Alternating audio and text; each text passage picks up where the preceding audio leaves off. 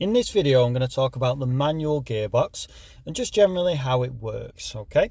We're going to talk about how to upshift through the gears, also how to downshift through the gears. We're also going to talk about general mistakes that learners make when trying to master certain gear changes.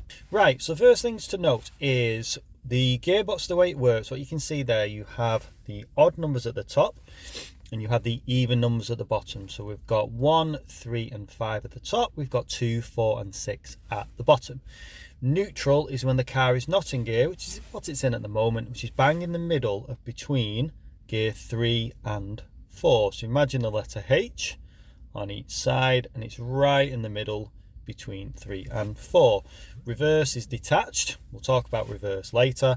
So the way to get from neutral into gear 1, first you have to do, watch what the gear does.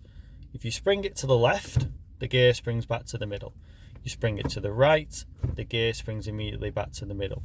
So if you're going to go to 1, which is up here, you have to go left, then up. Okay, now for the purposes of this, what you would always do when you change gear is you need your palm of your hand on top. But as you can see, you can't see the gear there. So for the purposes here, I'm just going to put my finger and thumb on either side. So to reiterate, gear 1, we have to go left, then we push up. Now 1 to gear 2, what we have to do, because the gear, if you watch, just springs back to the middle. You only go for 1 to 2, keep left pressure on the gear stick, so I'm using my thumb to keep it left, and then just push it down, keeping it to the left, and that has now selected gear 2 at the bottom here. Okay, now 2 to 3, what we can do now is use the spring. It will naturally centralize between the 3 and the 4, lightly push up, then let go, then push. See how that's gone up to 3. Now the way you do it naturally is you wouldn't just pause too much. You generally, with your palm of your hand like so, and it kind of just flicks over. Again, you can't really see that because my hand was covering it. So to reiterate there, just to show you, it kind of just flicks over like that, minimal effort. Common thing that learners do here is they'll end up in gear 5. So they'll go here, then help it, then push it over to 5 like that. Quite a common mistake learners make. Okay, so to reiterate, there's 2, 2 to 3, let it centralize, and then push up. 3 to 4, probably the easiest gear change of the lot. Straight down, 3 to 4.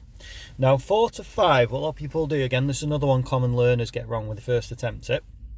You have to go to neutral, then you have to go sideways, then you push up. What a lot of people do when they're learning, they get used to doing 2 to 3 first, like I said, which does that, just springs across. So with muscle memory, what a lot of learners expect is when they push it up, they expect it just to spring across and go over, then they think that's 5. But 4 to 3 is just straight up like that. So what you must do when you're going 4 to 5 is to the middle, right, up. So it's a bit of a delayed movement between it, okay? 5 to 6, much like 1 to 2 on the other side, you need to keep a bit of pressure on the right this time, on the left, sorry, keeping it to the right, and then just go bottom right, which is down here, okay? A lot of cars have 5 forward gears, so sometimes reverse is located where gear 6 is, but my car has 6 front gears with reverse at the top left. Okay, now from 6 to gear 5, keep pressure to the right, push it up so it stays on that side of the gearbox. 5 to 4 though, what we can do, we can use that natural spring mechanism that springs back to the middle. So down, there it's in the middle, and then you push down again. So what you'll do is you'll get used to doing a movement where you just go like that and it just kind of just flicks across, okay?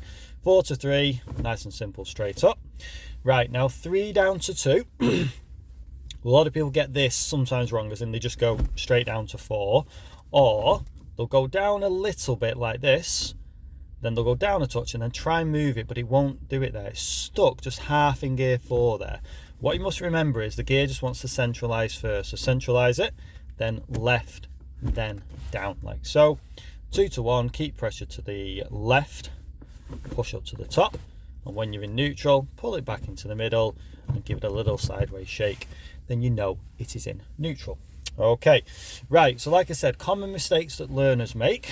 The 2 to 3 sometimes, what they'll do is one of 2 things. Bit of nervous energy, force it, end up in 1, which is pushing it and keeping it to the left hand side. or they help it over too far, so they'll go to the middle, then right, up, and end up in 5. The gear wants to naturally just spring across like that, okay? Another common mistake that people make is when they're going 3 to 2, they forget to move it to the left. So they'll go down, forget to do that, and just sort of go down, expect it to flick back, like 2 to 3 flicks the other way, and end up in 4 like that. So to reiterate, you've got to go down, left, then down with the gears. Okay. Another common mistake is people getting used to these higher gears here, which is 5 and 6, okay? What people are used to doing is use 1, 2 and 3 and the mechanism and the springs sort of between those gear changes. So 2 to 3, to reiterate, springs over, but 4 to 5 you have to do that, which is a little bit different. You have to move it over. A lot of learners do is sort of end up in 3 because they expect it just to spring across like 2 to 3 does, okay?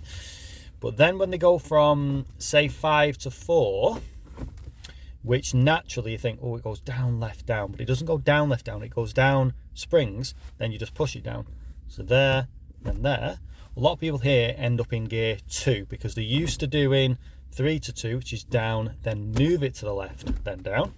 So what a lot of learners do when they're in 5, which is over here, they'll go down, left, down, and end up from 5 straight to 2.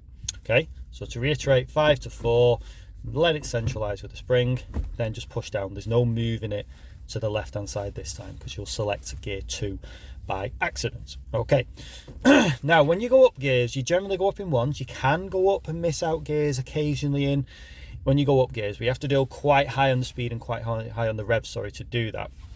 When you drop gears though, you are okay at times to skip gears. You're okay to do what's called a block gear change, which is miss gears out. Common examples of this would be 3 straight to gear 1, like so. That one's normally done. Say, for example, you're driving along a road at, say, 20 plus mile an hour, maybe up towards 30, in gear 3. Up ahead, the traffic lights go to red. Now, you're in a queue of, say the 5th car back in the queue. You know you're going to come to a stop, so there's no need in going 3 down to 2, lifting your clutch, and then 2 to 1. What I normally tell my students to do in this occasion is check the central mirror, use the brake, get the revs down to about 1,000, put the clutch in, use the brake to bring the car to a steady stop. Then all they do, down, left, up, 3 to 1. Okay. Other occasions, that selection, you can just pop it into neutral and come off the clutch if you know you're going to be waiting for a period of time. Another common example would be gear 4 straight to gear 2. So in my car, gear 4 does up to about 40 miles per hour. So say we're on a 40 mile an hour road and we're coming up to a traffic lights where we're going to turn left or right. What you don't have to do, you can do, what you don't have to do is go down in 1. So you could maybe do a 4 to 2 gear change, okay? So that gear change is to the middle, then left, then down. Okay, that makes sense. Right, another one, 5 to 3. Okay, this one now, coming off, say, a 50 mile an hour, for example, say a dual carriage where you're approaching, coming off of the slip road, maybe approaching a roundabout.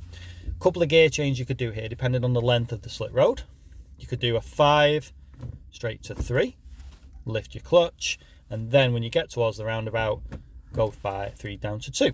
Okay, if you've got a relatively short slip road, which sometimes does occur, or there's a lot of cars maybe queuing up that slip road and you haven't got much space to brake in, what a good example to do. You could miss out 2 gears. Sometimes I get my students to do a 5 straight to 2.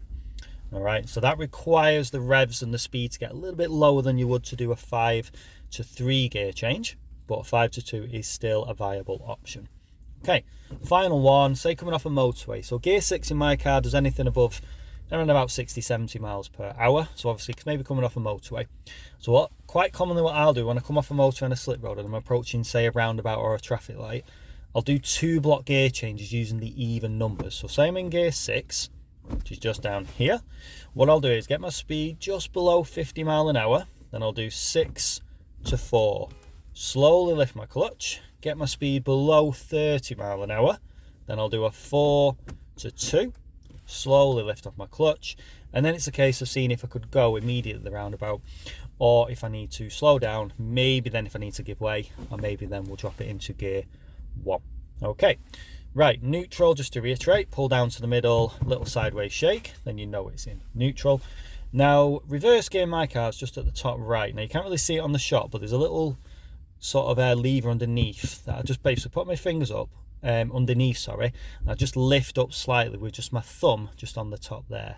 So you'll notice where gear 1 is just there.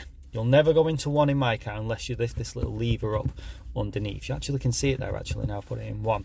So to lift the lever up first, then there, left, and then reverse. So if you notice, it's actually gone a lot further over to this side here, which is the top left, than it does if it just goes into gear 1, which is just there. Okay, right, hope that video helps. Please like and subscribe to my channel for all future videos, and I'll see you again for the next one. Thanks again for watching. Bye bye for now.